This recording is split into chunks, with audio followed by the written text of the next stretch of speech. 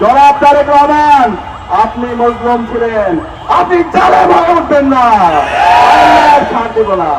একটা দল পাগল হইয়া গেছে। কি হয়ে গেছে?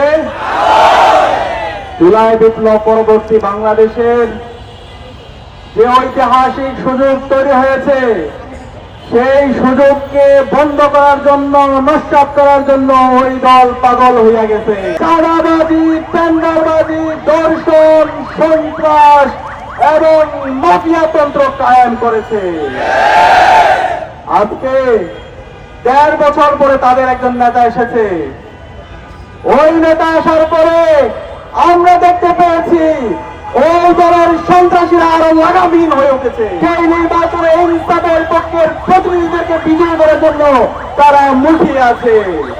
এই বিজয় দেখে তারা পাগল হইয়া গেছে। আজকে তারা কাপুরুষের মতো সারা দেশে আমার মা বোনদের উপর হামলা করছে। তাই ওই বিএনপি সন্ত্রাসীরা আর কোন মা বোনদের পর্যন্ত হামলা করে আমরা সারা দেশের 18 কোটি জনতাকে প্রতিরোধ করে তুলব।